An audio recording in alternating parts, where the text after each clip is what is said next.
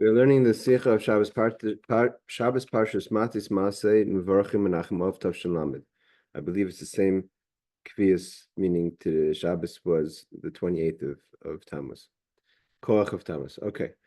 Shmoy Shel HaChodesh HaMizbarach B'Shabbos Mevorachim Zeh. The name of the month that we're blessing this Shabbos. B'negei l'dinik ksiva shtaris al pi Torah. If one has to be very cautious and careful to write it in documents, so you have to write it properly. You have to write the name properly. And also the name we give when we actually bless the new month is Menachem. I mean, that was coming to say that the name Menachem is part of the official name of the month. Our opinions brought down by some of the commentaries that the name itself, Menachem, covers the month itself.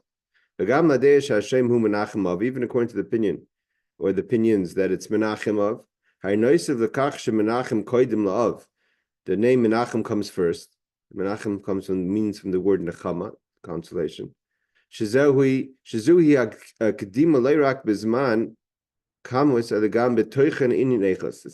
the Rebbe says, it's not just that the name comes first in time, meaning you say first Menachem and then Av, but the fact that it's the first name means it's in quality, not just quantity. This is not just it's a minig Torah. In Torah, everything's about the quality. But it's not so much, and less important is the quantity. But even according to the opinions, if you were just to write Menachem, how is that kosher? It's enough kosher, even though you should try to do it Menachem of. But if you just write Menachem, it's already good. Because everyone knows, it's already been established, that the name Menachem, anyone who sees the name Menachem referring to a month, means Menachem of. Because this is something that's applicable to the Jewish people. Torah v'yadus, meaning about Torah and Judaism. This is a custom. And the custom is like it's brought down that the custom of our Jewish people is Torah. And it also affects documents, which could be used for monies, according to Torah. The point is that this is the fact. The fact is that the month isn't called either just Menachem, or even if Menachem of, but Menachem alone is also good. As his Takazai, the Rebbe says, just that's the way it is. That we have to know that the emphasis of the month that we're going into, known as Av, or Menachem Av, we have to know that the main point is the idea of the Nechama. It's not the negativity that we're emphasizing here, that we know Mishnichnas Av Mimayim to Besimcha, all the things that happen negative on Av, it's all about the Nechama, it's the positive. The Rebbe says, seemingly one has to ask, how can we say specifically this month of all months, with everything that happens in this month, we're talking about consolation and Nechama? It's all, the fact is it's different. Colossians Akasav, as the verse says, there's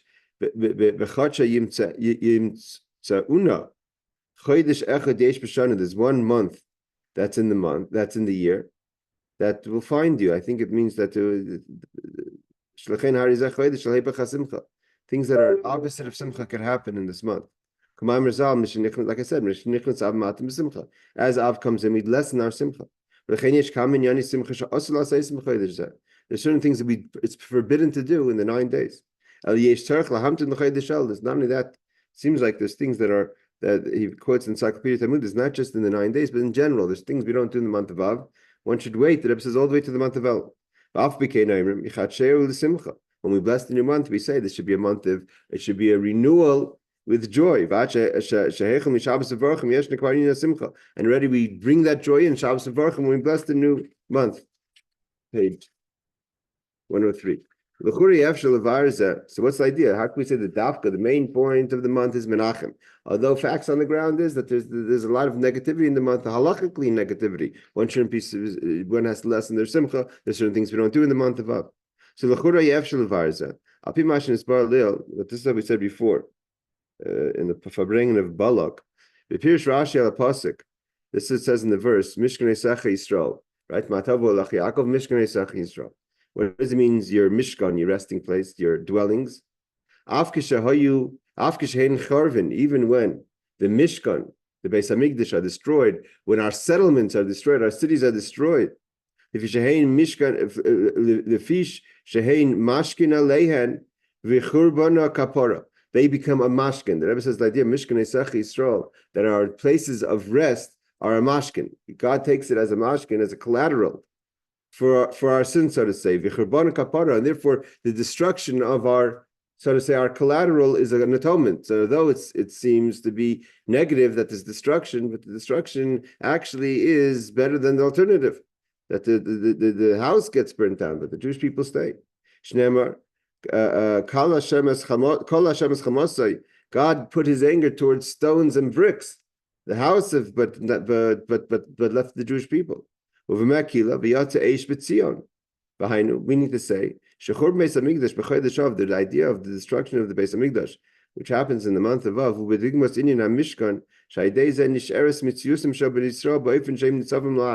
fact that the Mishkan Esach Yisrael, that the mashkin gets taken, the collateral gets taken, God collects on the stones and the bricks, but the Bnei Yisrael stay whole. From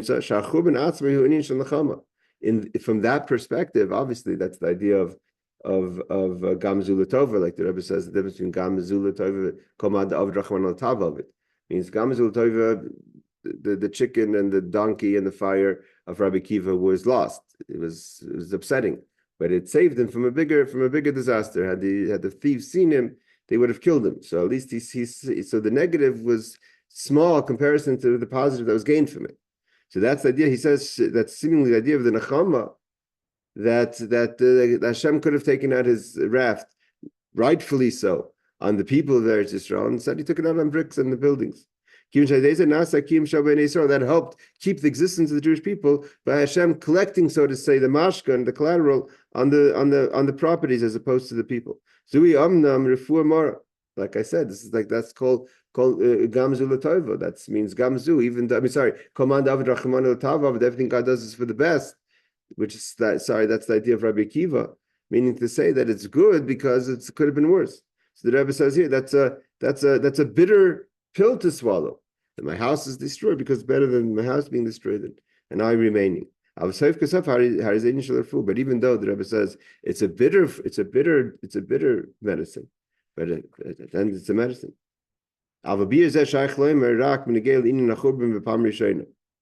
This we could only say about the first destruction. But the things that happened afterwards, you can't say that. Why? I assume because I'm not sure I understand the question here. Why would it only be on the first Churban? Okay, I have to check. What's the idea? The Rebbe says. Yeshna din, there's a halacha sheshalosh shanim have chazaka. 3 years of someone's ownership in a place is establishing a fact, a chazaka, a fact that that you're owner, obviously with the claim that you're the owner. And because the Jewish people are unfortunately in Galus more than 3 years, from the destruction, seemingly we should have become used to it. This is our situation. We are accustomed to being Galus 2,000 years. Let's be honest, right? The fact is, we see throughout the Galus, we don't give up. 2,000 years later, even if this should have established facts on the ground, get over it. It's ready with 3 years. It's a chazaka. This is your situation. But no, the Jewish people have gaguim. They have desires and they have yearning to leave Galus. They're not happy. We're never settled. We never feel satisfied in Galus or settled in Galus. Even a person who's not being persecuted or not being confined or not being limited, means you have revach, you have harchava, right? You have freedom, you have opportunities. Like Baruch Hashem, a lot of us living in the United States, those living in the United States in the free world. There's no one stopping you from performing Torah mitzvahs. Not only could you do it internally, thinking. We're not being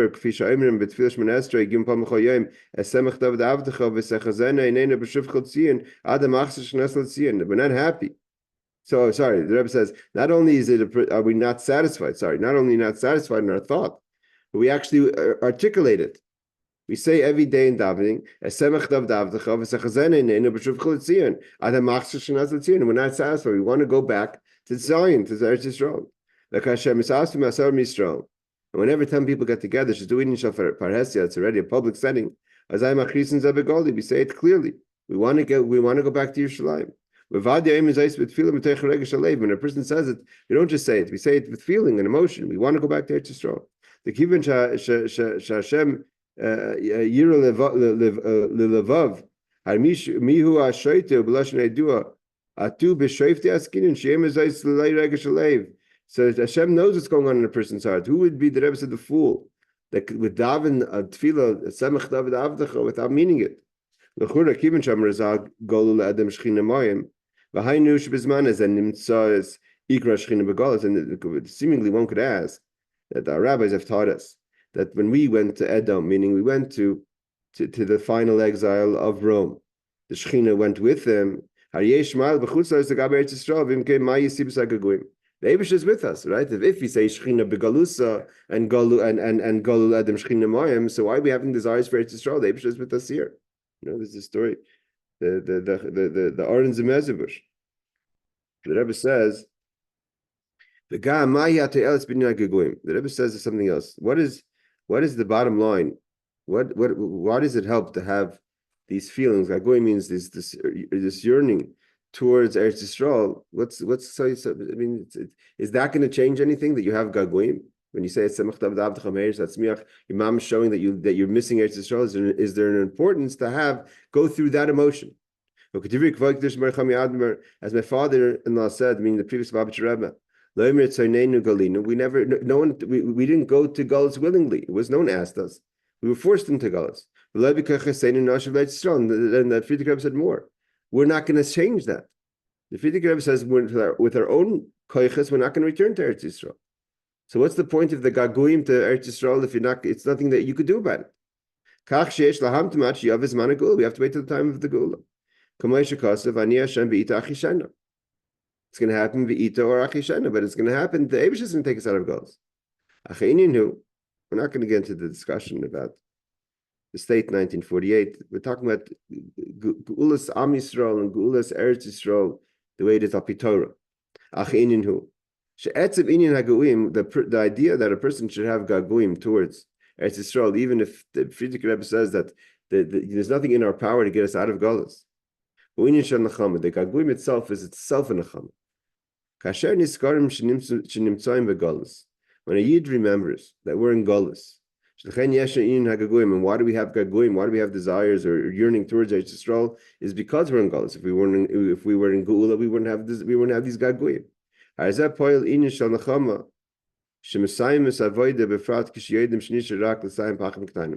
This gives a nechama as we're finishing off because it fuels for us to do things to get out of the Galus. If you don't have gaguim for leaving, so you just wait. But the fact is that we have to do avodah. So we do the avodah. Specifically, we know that we're mamish at the end, and all that's left is pachim k'tanim, small vessels that Yaakov went back for, the small things that we have to mamish fix before Mashiach comes. And we'll finish all the berurim. And now one little spark is left. And obviously, if there's no more job to do, then we would automatically leave Galus. We don't just feel it inside. We say it. We tell Hashem, the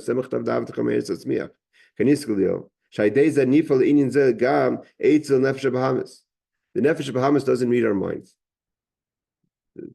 I heard a story that they said about my father's great grandfather, Gershon Dov Ber Bahar. He said that he asked permission from the Friedrich, from the Rebbe Rashab, I think, or the Rebbe Marash, that if he could, or maybe the Tzemach Tzaddik even, if he could daven in Yiddish.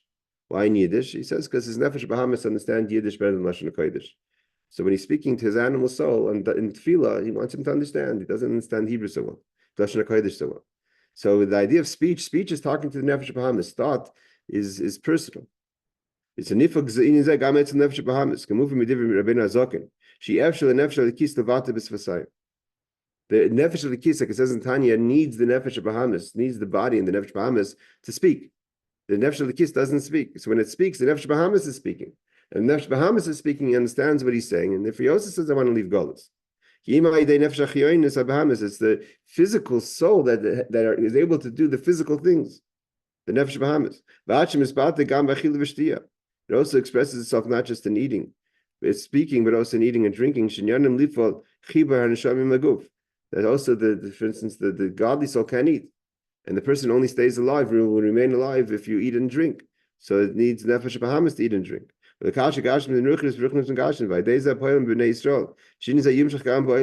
And when you feel it and you speak it, the nefesh bahamas understands that you have gaguim, a person has gaguim to leave Galus and go to Eretz Yisrael. The world starts to feel it. That's time for the Mashiach to come. So therefore, the Rebbe says, when it comes to the month of Av, and we announce, we're now in Galus, remember, and the Beis Hamikdash is destroyed. That gives us Nechama, Menachem of, that we're going to transform the evil, the mourning to joy. Like we said yesterday in the Parsha class, it's not just that the darkness, the evil, the mourning is going to be nullified, and because therefore you're going to have, and then in that place there's going to be joy. The evil itself is going to be transformed to joy. Through Hashem. God's Pasha is going to take every single man and woman from their place. God's going to Pasha take every single yid. Therefore, we have no purpose to be scared that there's some persons going to get left, there's some persons going to get trapped in Golas. And God's going to take us each one by one to the true redemption. The process we're going to sit in a safe and in a spread out way in Yerushalayim, in a way that we're confident we're not going to have to be scared, especially very much applicable to what's happening now in Eretz Yisrael. The Rebbe continues. The Rebbe says, even though this thing of Gaguyim Boim Legeula, this idea of the desire, of the yearning a person has for redemption, it takes time. Let's see what the Rebbe is saying with this. It's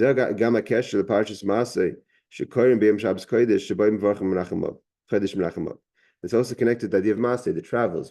To get from Yitzis Mitzrayim to Yerechai is 42 travels, which is the Parsha Masai that we're reading on Shabbos V'Varchim Menachem.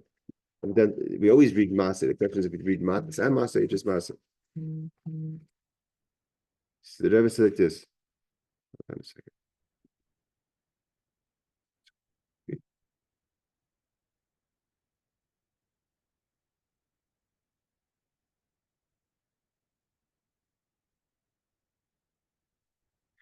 It says like this: Yidu Hasha'ela, it's known the question. Amashkosef El Masai B'nei Yisrael. The famous question that we learned many times in the Kutei Torah. It says these are the travels, plural, that the Jewish people left Mitzrayim. Why does it say plural? That they're leaving Egypt. I mean, say the plural, of course. We did travels, 42 travels. But all these plural travels were leaving Egypt. Only one time we left Egypt. The first time we left Egypt, the second time we left wherever we went the first time. With Dugmas Kush Zazar, like the Zar says, we left Egypt, God's going to show wonders. Today, Mamish, is waiting for big miracles now. It should say like the day. There was one day when we left Mitzrayim.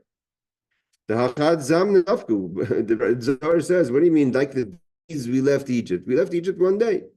There were other miracles that happened around that day, but the actual day of leaving Egypt is one day. The leaving Egypt is one day. We say, hey, we have another pasuk. Remember the day you left Egypt. So why does it say like the days you left Egypt? You left Egypt in one day. It sounds good. It sounds good in grammar. It doesn't make sense in the facts. We leave time as a pact. It was actually in one day. The idea is Shekol, that's in the Alter Rebbe explains. Chassidus explains. Shekol Amen Beis Masai is that 42 travels. We got mamish to the last destination on the other side of the east side of the Jordan River. Every time we leave a place, we're leaving Mitzrayim again. It's not just leaving the space of Egypt. The idea of leaving Egypt is not to leave Egypt. The idea is to go into Eretz Yisrael. As long as the person has not entered Eretz Yisrael, As long as we're still in Golas. We're still leaving our limitations.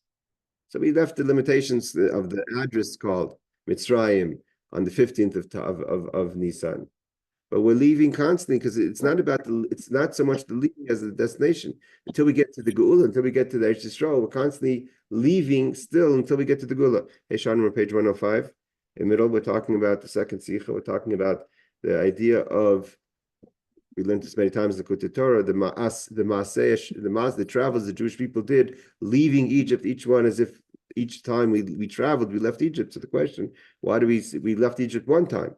And afterwards, we left the next place. But the idea is that as long as you haven't gotten to your destination, you're still leaving Egypt. You still haven't, means there's just two things about Geula, and this is also a mindset that we have to have today as well. It's not about the leaving of the difficulties, or it's the leaving of the stress, or getting relief of Mitzrayim.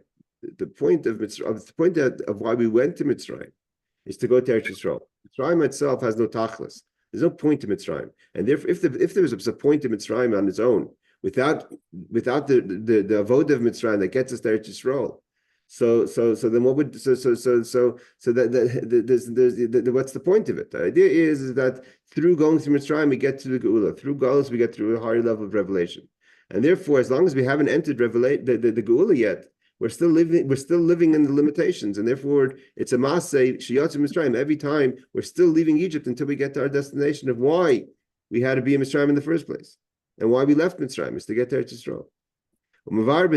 Like he says again, the third paragraph. As every one of the travels, until we mamish reach the final place on the east side of the Jordan River, opposite Jericho. That's only leaving Egypt. What's the whole idea of leaving Egypt? It's about the positive of entering Eretz Yisrael. So therefore, as long as we haven't entered Eretz Yisrael, as long as we're still in exile, even if things are not as difficult as they once were, we're still leaving the limitations. Egypt. Until we get to the final destination, right outside the Jordan River, on the opposite side of the Jericho.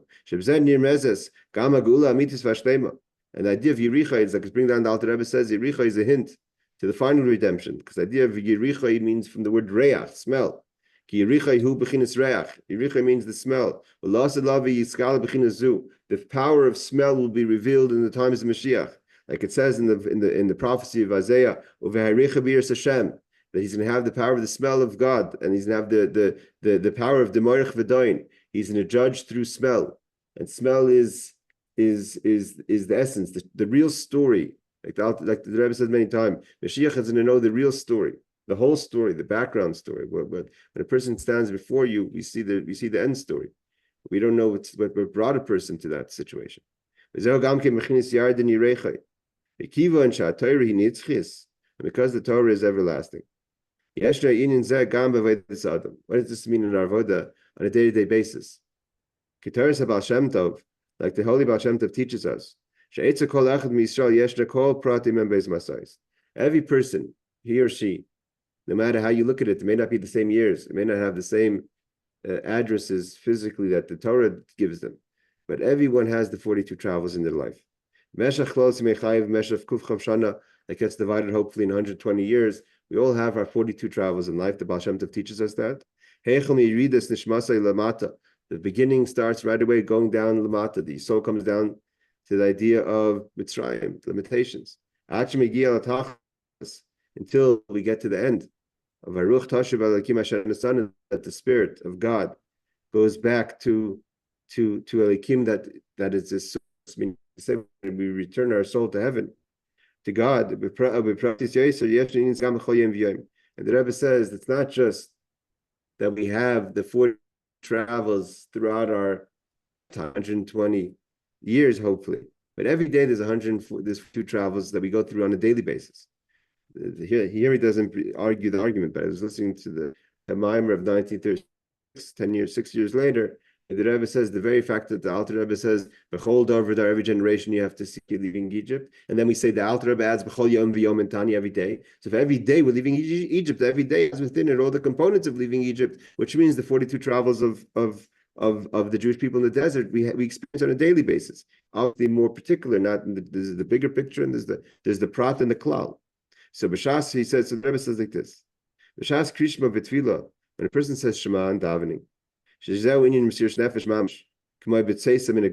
Mamash have Mesiras Nefesh, meaning to say that your soul wants to leave its body. When a person davens and wakens themselves to love for Hashem, built on the foundation of the limitations we have while we're here, the soul experiences a want, a desire to leave the limitations. And the idea is that a person, if he goes through that experience of davening, it's not just that it's not an escape from reality, that you're escaping to the troll, you're escaping to the moment of davening. It's that when you daven, you're actually fulfilling that time you were interacting in the world. You're taking all the sparks that you gathered in the hours, minutes, and time that you spent outside of the shul, outside of davening, and you take those sparks and you elevate them up with you in that experience of wanting to go back to Hashem. It's not just personal, not just your own experiences, your own sparks. The sparks that you've interacted with, right? When you interact with someone else, there's sparks going back and forth between you and that person, whether you had a business dealing with that person or whether you spoke a word of Torah with that person or inspiration. But nevertheless, when you interact with someone, the sparks mix. And therefore, you're able to schlep back those sparks as well. And that's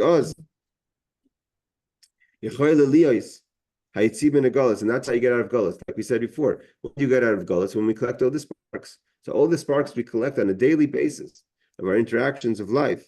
Shazuhi, top page 106. This is the idea of gaguim, of a person's yearning. The yearning is to leave Gullus. But how do you leave Gullus? It's by gathering all the sparks. So therefore, there's an avodah to be done. And because there's an avodah, you're waiting. So if because we could accomplish something by doing our avodah and by doing birur, so therefore that's fueled and it fuels the desire we have for Geula. He calls man shazul leinis bar, because what happens? As long as you interact with someone and haven't made a difference in that person's life, you haven't started to refine that other person. You yourself can't get out of Gullus. You could have a personal redemption to a limit. A personal redemption that in the fullest way means everyone's redeemed. The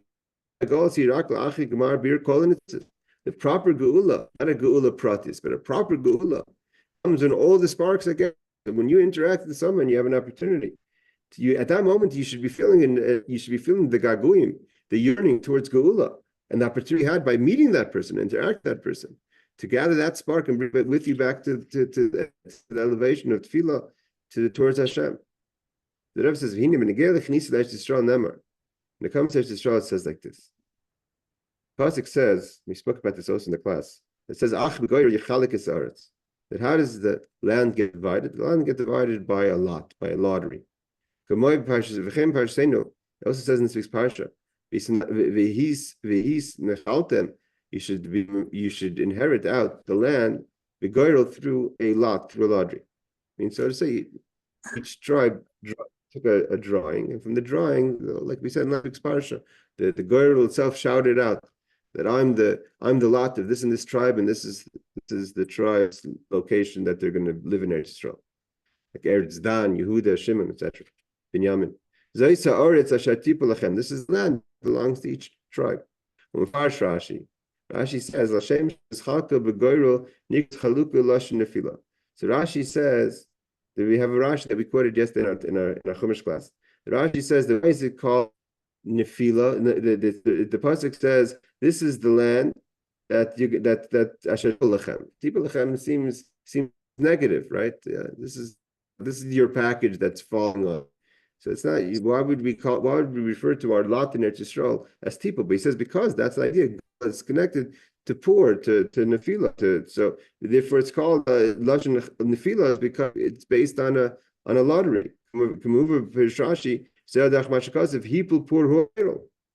This is the people poor. He threw the lot of Haman, threw the lot that he did the lot on picking them to destroy the Jewish people. So the idea of nefila is connected to a lottery. The Rebbe said, the idea is like this. What does it mean? Goyrol, a lottery, who inyan shalamayim hamas. The whole by definition. Why do we do a lottery? Why do we draw? We put in everyone's names or whatever it is that we're doing a lottery about. Why is that? Yes, logically, if you gift or if you have something you want to give someone, so give it to them, or you want to divide by them. Why does it have to go through a lottery? Lottery is when we know what to do. So we're going to leave it to say to fate. Let draw a lottery, and that's it. We're going to take two. We're going to have two. We have two goats that have to go on Yom Kippur. Who's to say which goat gets slaughtered and which goat gets thrown down the mountain? We have no logical reasons to choose one or the next. So much so they have to be twins and they have to go. So there's no reason why one goat has to go in one direction, the other go other direction. So we do the girdle. We throw the girdle. The girdle, let the girdle choose. And the reason we do girdle in Yom Kippur is the same idea as Purim, because girdle is very powerful. Girdle gets beyond us. When you come to reasoning on Yom Kippur, when we forgiveness, if God's going to sit down and have a conversation with us, we're not certain we're going to come out on top. But if you leave it to the lottery goes over the time of das, goes over. So therefore, so too Eretz Yisrael. By definition, you're relying above logic. We're going to let the Goyrel decide. Like it says, the Alter Rebbe brings down in Tanya, it says, the Gemara says about different people of the time of the Talmud. So what was your father careful? What was his mitzvah that he really shined with? So we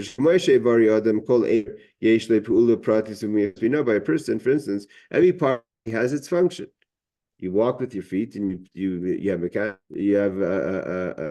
abilities to have mechanical with your hands, and you see with your eyes. He says each part of the body has its job. Every mitzvah also has its light, has its job. Unless the Gemara asks the question. They're not asking it as a negative. So what's this idea that what was the mitzvah that your father was particular about? What do you mean? Every mitzvah is important. So why would we ask such a question? Nevertheless, we see that there's, even notwithstanding, every mitzvah has its idea. There's the concept of the one mitzvah that you shine with. Why? It's not logical. Mitzvah zu yashar b'hatziner. The Rebbe says that mitzvah, that kind of your calling, your shine, is your gate and your pathway and your valve. Shayada oilim kol shar mitzvahs. Everything goes to mitzvah. Your mitzvah is tzedakah, everything goes to that. If your mitzvah is obviously Yisrael, everything goes to that. If your mitzvah tefillah, whatever the mitzvah is, says the Gemara goes listening. One person never walked without covering his head. One person was mamish careful in tefillah, mamish careful in tzitzis, in a non-regular way, mamish beyond. And that's the Rebbe says that all your avodah goes through that mitzvah. That's why you should know about it. Alter Rebbe says in Tanya that there's no logic why this mitzvah is the reason that everything goes through. Alter Rebbe says it's beyond logic. But that's what a girl is. A girl, by definition, a girl is, there's no logic to the girl, to the lottery. He says, where does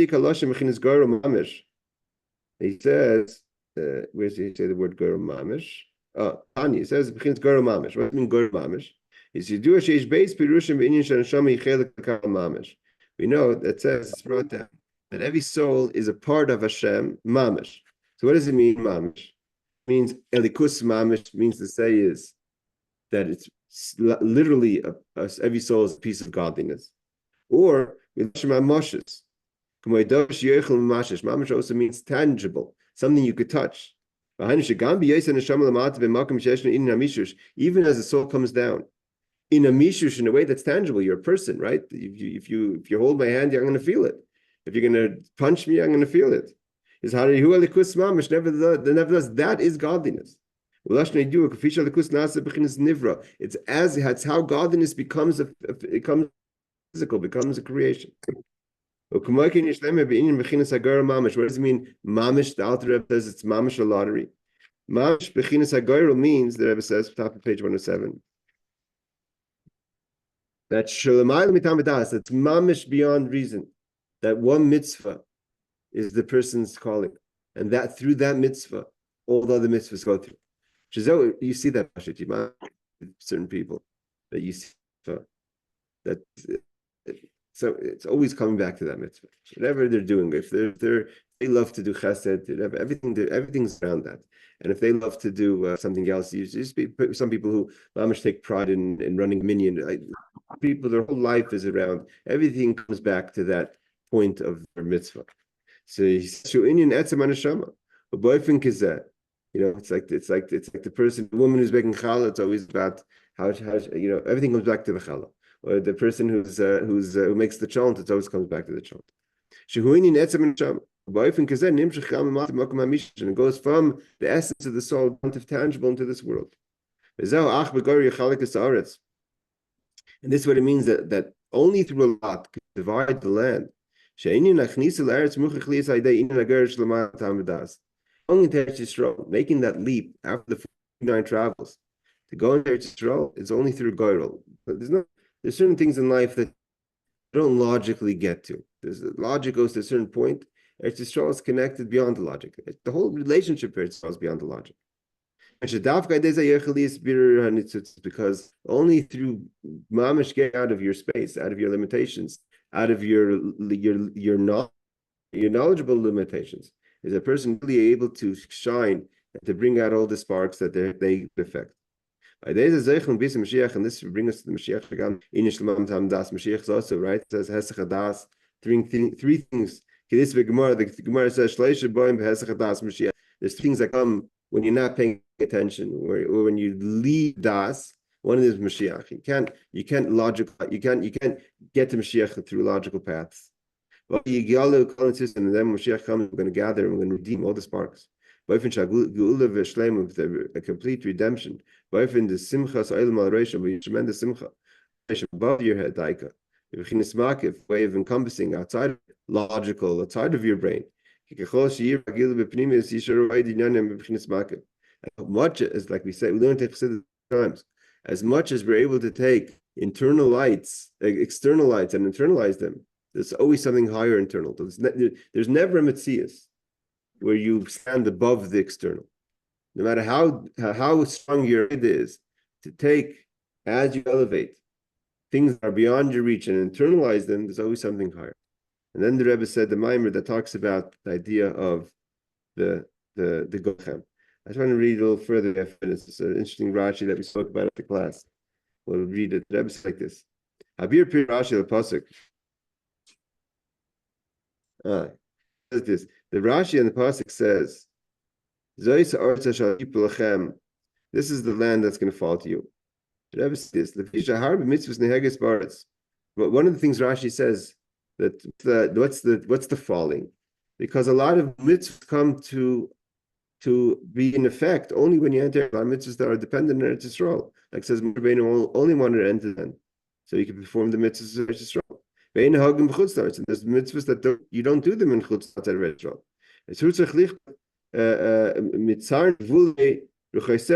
Therefore, the mitzvahs are dependent on the land. We know the land. Where does the land start? Like the Rambam goes very into deeply discussing the land prior to the destruction of the first temple, the one Eretz Yisrael, and the Oilei Bavel came a second time. Boundaries changed. They didn't conquer all the boundaries the same way they conquered the first. So therefore, we have to know exactly the boundaries where Truma Maestro would be deraisa biblical. Where is it not at all? So it's very important to know the boundary. Rashi says. I tell you, within this boundary is where you have to perform the mitzvah.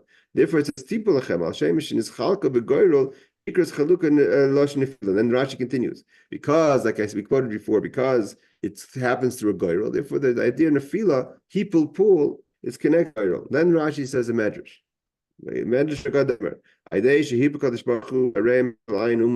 God took the spiritual heads, so to say, the angels of all the 70 nations, and the Kofsin Lifnei Moshe, and he forced them down from the word Fila.